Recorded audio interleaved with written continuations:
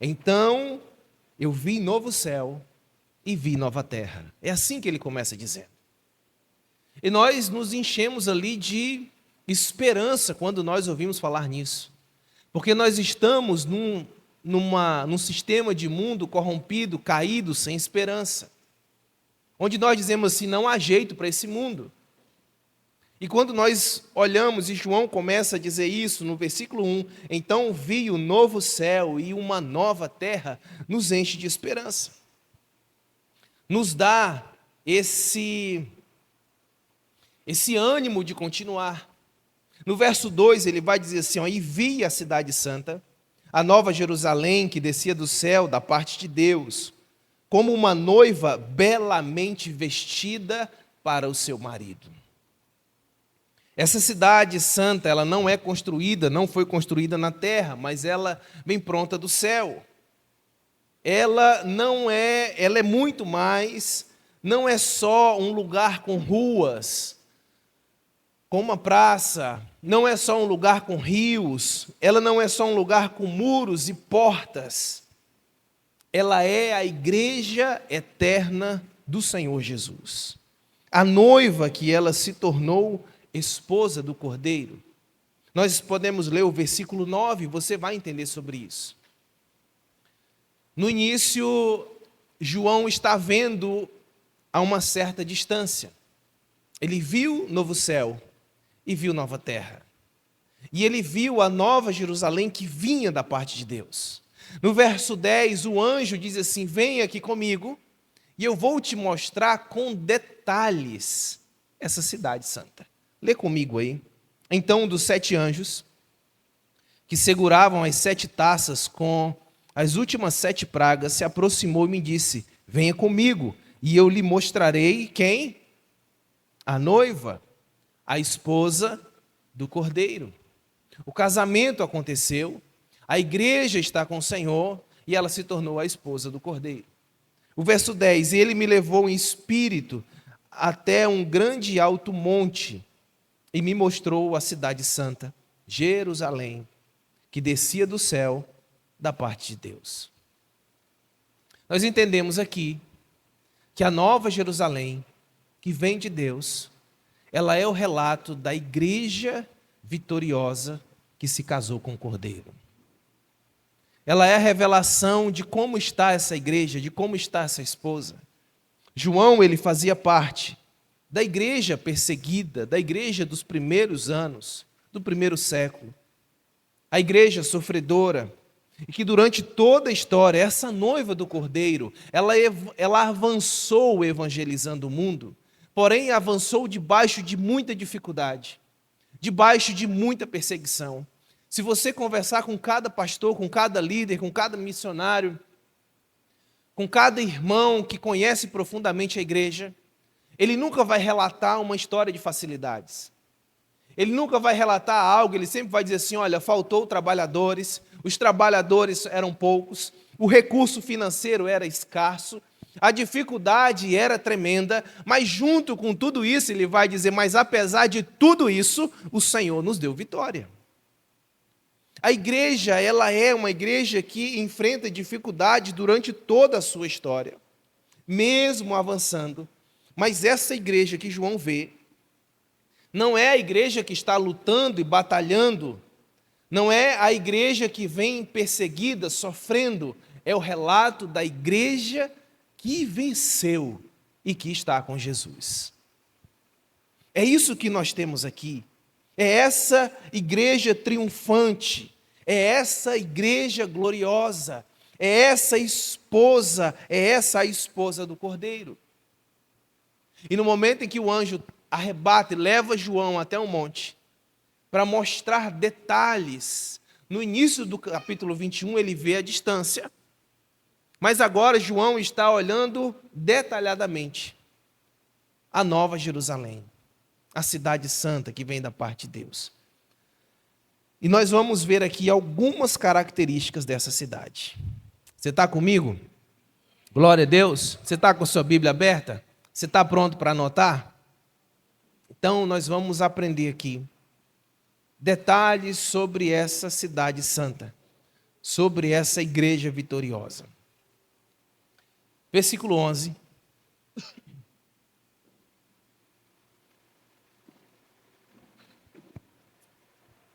Em primeiro lugar, a Nova Jerusalém,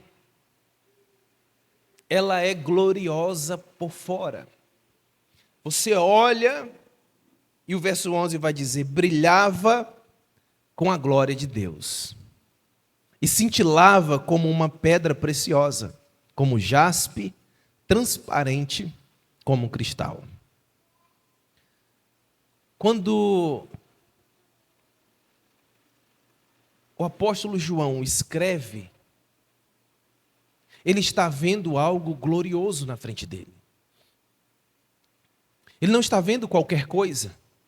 Não é algo simples.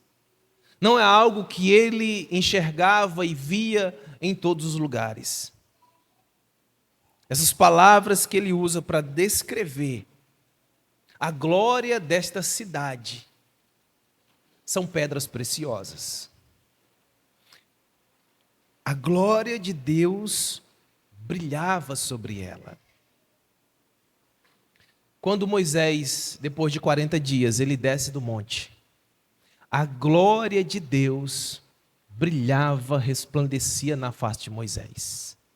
E Moisés ia descendo, aproximando das pessoas, e as pessoas não conseguiam olhar para Moisés, de tanta glória que resplandecia na sua face. A esposa do Cordeiro, a Nova Jerusalém, ela reflete a glória do Senhor. Ela é bonita por fora, ela é gloriosa por fora. Essa glória de Deus, ela, na antiga aliança, ela manifestava dentro do tabernáculo. O tabernáculo tinha 3 partes: a parte de fora, o átrio. Quando você entrava dentro da tenda, você tinha um santo do santo, o santo do lugar. E quando você passava o véu que fazia separação, ali tinha a arca da aliança. E quando o sacrifício era aceito, a glória de Deus manifestava naquele lugar. Clareava, uma luz brilhava e a glória de Deus enchia aquele ambiente. Isso acontecia no tabernáculo, era manifestado. E agora, essa glória, João está relatando que ela, de forma plena, acontece na Nova Jerusalém. A igreja, ela é bela por fora.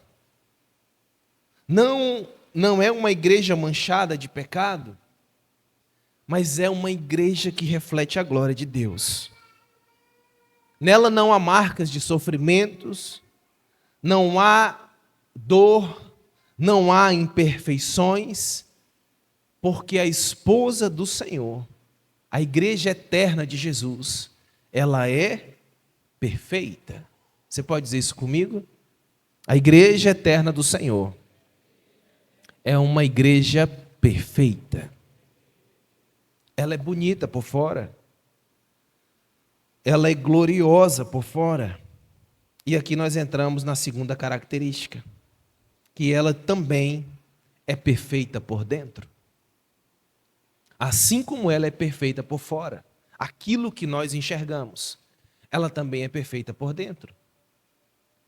No verso 19, o muro da cidade era construído sobre alicerces ornamentados com 12 pedras preciosas.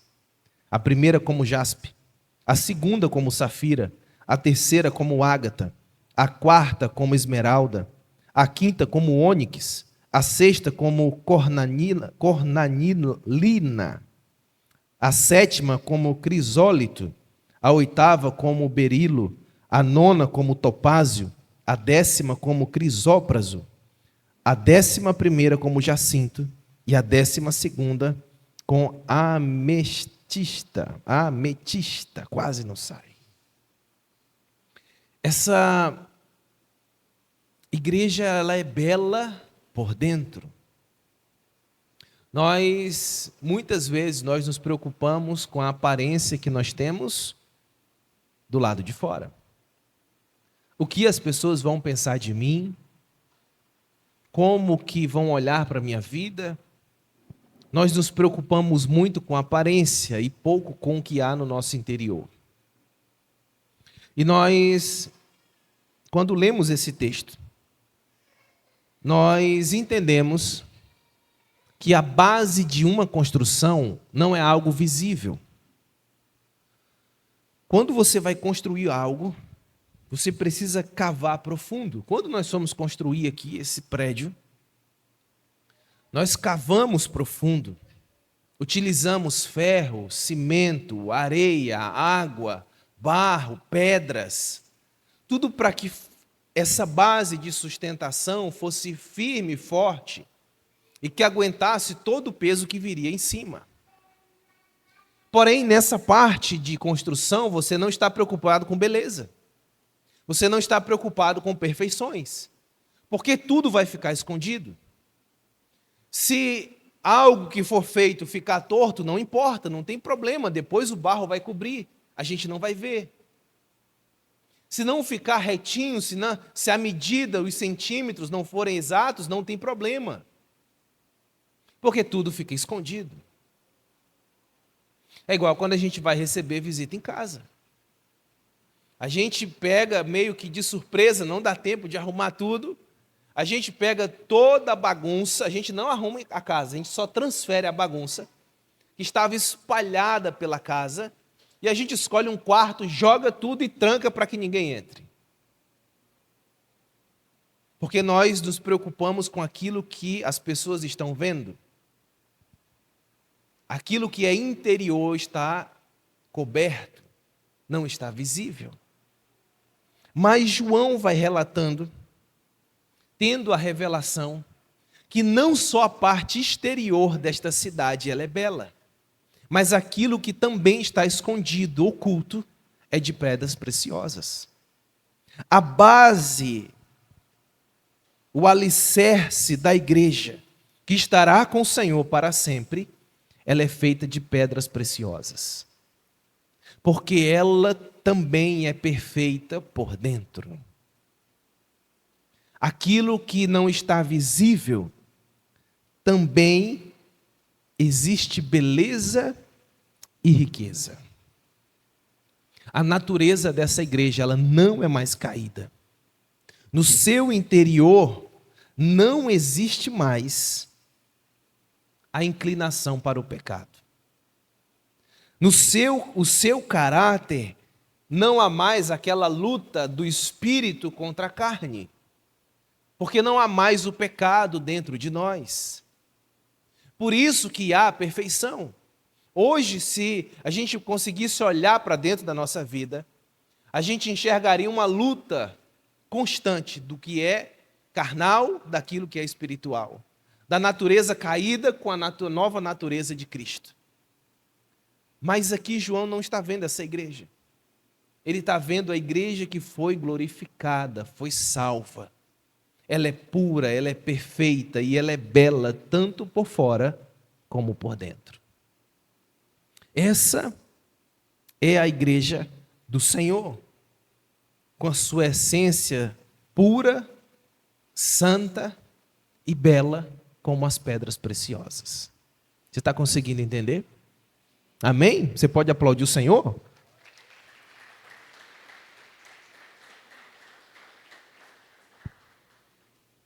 A terceira característica é que a Nova Jerusalém, ela está aberta a todos. Versículo 13. Havia 3 portas de cada lado, leste, norte, sul e oeste. Além de existir 12 portas em todas as direções, o versículo 25 desse capítulo, ele vai dizer que essas portas nunca se fecharão. Elas estarão sempre abertas. Porque a Nova Jerusalém é aberta a todos.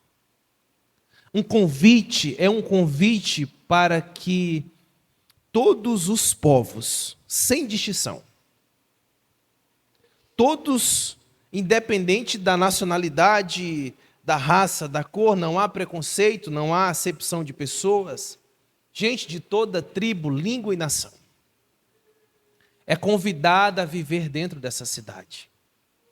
É convidada a habitar eternamente com o Senhor. Todos aqueles que foram comprados pelo sangue do Cordeiro viverão nessa cidade. Habitarão eternamente. Essa cidade é aberta a todos os povos. Ela é formada pelos santos de todos os tempos. No verso 12, vai falar sobre as 12 tribos. Na antiga aliança, representada pelas 12 tribos. As 12 tribos de Israel, os santos que foram salvos antes de Jesus.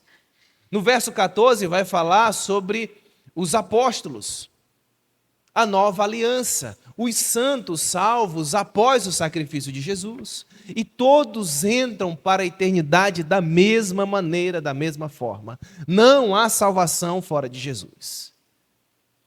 Quem viveu antes do sacrifício, ele vai crer na promessa do Messias, no Cordeiro que será sacrificado. Quem vive na nova aliança, após o Cordeiro sacrificado, ele vai ser salvo porque ele crê que o Cordeiro já foi sacrificado. Mas todos são salvos através de Jesus. Os salvos de todos os tempos estarão nessa cidade. Mas nós precisamos fazer um alerta. As portas estão direcionadas a todos os lugares. Elas estão abertas durante todo o tempo e nunca fecharão. Mas nós precisamos entender que a igreja santa e eterna de Jesus, ela está aberta a todos, mas ela não está aberta a tudo. Ela não aceita tudo. Não é de qualquer jeito. No versículo 12, o muro da cidade era tão alto, grande e alto, com 12 portas guardadas por 12 anjos. E nelas estavam escritos os nomes das 12 tribos de Israel.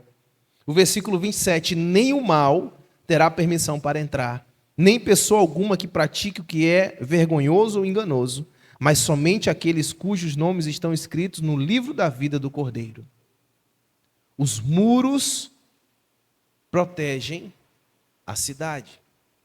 As portas estão abertas, mas os anjos estão guardando, impedindo que qualquer tipo de mal entre e qualquer pessoa que não esteja com o nome no livro da vida possa entrar. Ela está aberta para receber todos, mas ela não aceita tudo. Entenda isso, que a igreja do Senhor ela é aberta a todos.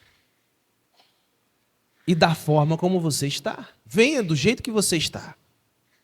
É um convite. Venha. Quem tem sede, venha. Quem tem fome, venha. Quem tiver sede, eu darei de beber. Quem tiver fome, eu darei de comer. É um convite aberto a todos. Mas você não vai entrar por essas portas praticando o que é vergonhoso ou enganoso. É impossível ser habitante do céu com uma vida baseada na carnalidade da terra. Não dá. Há anjos protegendo a entrada para que nenhum mal entre. E nós precisamos ser zelosos, porque o muro ele demarca a santidade da igreja. Para que o muro? Proteger de quê? Da impureza. Essa igreja ela é perfeita e ela é pura, ela é santa. Nós precisamos entender isso. A igreja aceita você do jeito que você é. Do jeito que você vim. Amém? Pastor, estou todo enrolado. Todo. Não importa. Jesus, Ele é a água que vai saciar a sua sede. Venha. Pastor, estou todo destruído, enrolado no pecado. Jesus, Ele é o alimento que vai saciar a sua fome. Venha. Do jeito que você está. Cansado, abatido, machucado, sofrendo, perdido. Venha. Mas, no momento em que você se torna noiva do Cordeiro, o noivo não permite que você viva de qualquer jeito.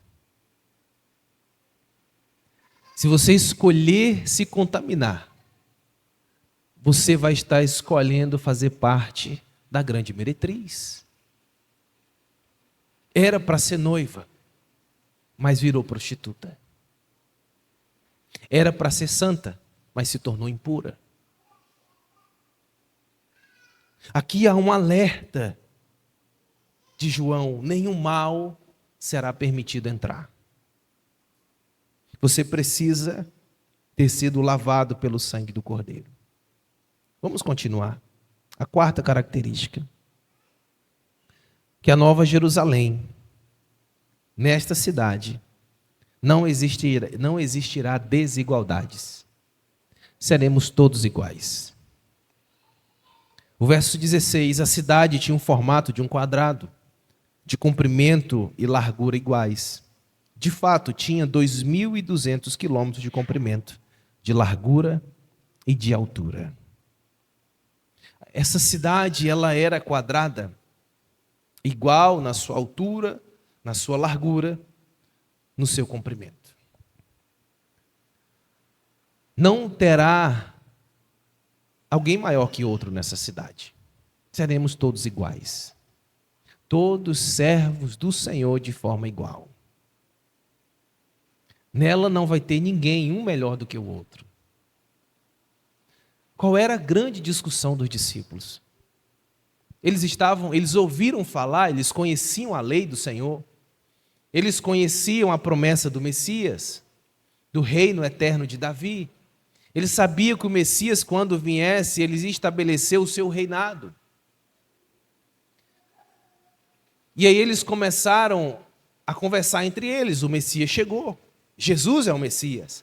Ele é o prometido durante toda a lei, pelos profetas. Se ele chegou, o reino vai ser estabelecido. E quando o reino for estabelecido, quem vai ficar no melhor lugar? Quem vai se assentar à direita do rei? E começaram a discutir por posições.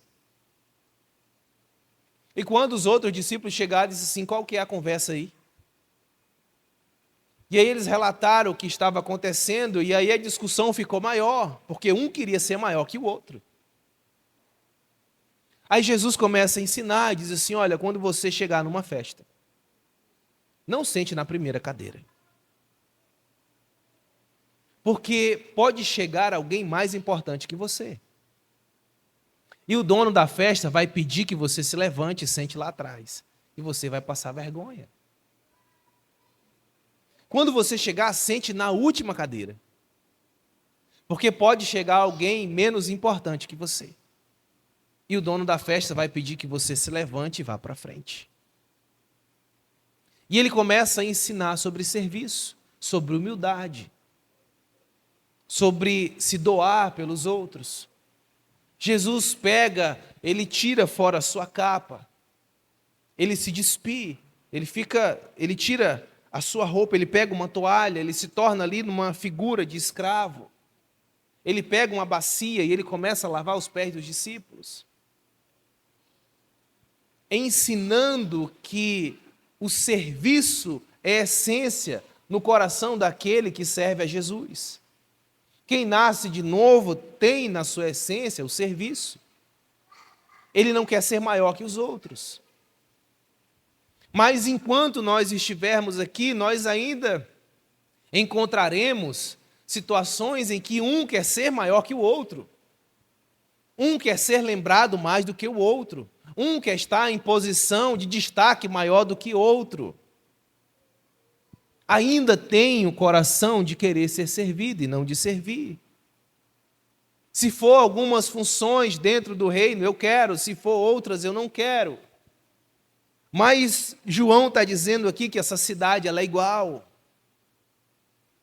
Não há maior, não há rico e não há pobre. Não vai existir o bairro da quebrada e o bairro que é rico. Não vai existir a periferia e o bairro nobre. Todos seremos iguais. Podemos dizer que habitaremos nas mansões celestiais.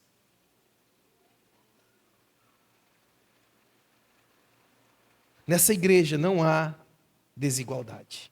Todos serviremos a Deus. Em quinto lugar, é lugar de plena comunhão com Deus. João está relatando que a Nova Jerusalém é um relato de comunhão plena com Deus. Versículo 22. Não vi templo algum na cidade, pois o Senhor Deus, o Todo-Poderoso, e o Cordeiro são o seu templo. Nós teremos plena comunhão com Deus. Paulo ele chega a dizer, 1 Coríntios capítulo 13, que o que nós vemos agora é como num espelho embaçado. Quando você vai tomar banho, você tem chuveiro quente em casa. E você deixa o chuveiro quente ligado por algum tempo. E quando você olha no espelho, você não consegue ter definição do que é. Ou às vezes o carro, você está no meio da chuva, e o carro vai ficando com o vidro assim embaçado, e você não consegue ver plenamente na frente. João relata que hoje nós vivemos assim. Por toda a revelação que nós temos, nós não conseguimos ter clareza, detalhes da plena comunhão com Deus. Nós não conseguimos ver tudo. Nós não sabemos de tudo. Mas João está dizendo que nessa cidade não vai ter templo, porque o Todo-Poderoso e o Cordeiro são seu templo. A relação com Deus, ela é plena e profunda. Após a queda do homem, a presença de Deus, ela ficou restrita. Em alguns momentos, alguns homens tinham acesso à presença de Deus. Ela se manifestava dentro do tabernáculo. Ela era revelada aos profetas, aos servos. Em alguns momentos o Espírito Santo agia. Quando Jesus foi sacrificado, o véu do templo se rasgou. Passamos a ter acesso à presença de Deus. E nos tornamos templo do Espírito Santo. E o Espírito Santo veio habitar dentro de nós. E nós passamos a ser o templo do Espírito Santo. Aí João está dizendo que na Nova Jerusalém, o Senhor, o Deus Todo-Poderoso e o Cordeiro serão o templo. Nós habitaremos no Senhor. Hoje o Senhor já habita em nós e nós habitaremos no Senhor. É a plenitude da comunhão entre igreja e o seu Salvador. Nós temos essa revelação aqui, que vamos habitar em Deus. E a sexta característica, e agora nós vamos para o capítulo 22, que a Nova Jerusalém, ela é o Éden, o paraíso restaurado. Então o anjo me mostrou o rio da água da vida, transparente como cristal, que fluía do trono de Deus e do Cordeiro, e passava no meio da rua principal. De cada lado do rio estava a árvore da vida, que produz 12 colheitas de frutos por ano, um em cada mês, e cujas folhas servem como remédio para curar as nações. Glória a Deus. A Nova Jerusalém, ela é uma cidade, ela é o jardim, ela é a noiva do Senhor. E tudo que foi perdido no Éden é reconquistado no céu. É a restauração do paraíso completo.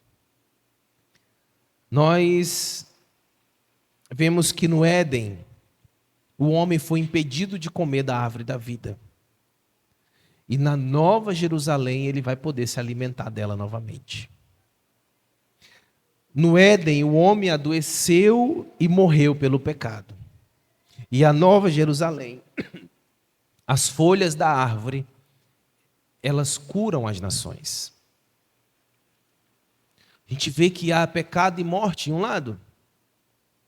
No Éden, o homem morreu, recebeu sentença de morte.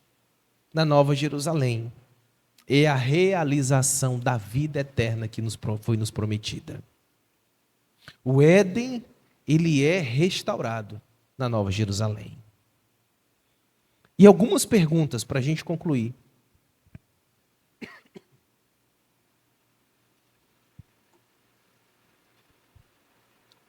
Algumas perguntas que nós temos que fazer.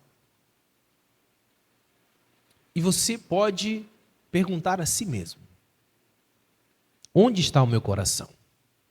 Onde o meu coração está? Na grande cidade, na Babilônia? Ou na Nova Jerusalém? Para onde eu estou direcionando a minha vida? Para o lago de fogo ou para o paraíso? A que igreja eu pertenço? A essa grande meretriz que se prostitui? Ou a noiva do Cordeiro que se santifica e se prepara? Aonde eu quero viver eternamente? E será que nós estamos nos preparando para habitar com Deus por toda a eternidade? Nós temos que olhar para a nossa vida e responder essas perguntas. Se eu estou caminhando no caminho correto, e eu vou poder habitar na Nova Jerusalém. Igual o louvor antigo que a Jane cantava no início da igreja primitiva. Pelas ruas de ouro eu andarei. Você conseguiu entender, irmão? Você entendeu que você é a noiva do Cordeiro? Que você precisa se preparar para deixar de ser essa igreja que batalha, que luta hoje, para se tornar a igreja vitoriosa do Senhor Jesus, a Nova Jerusalém.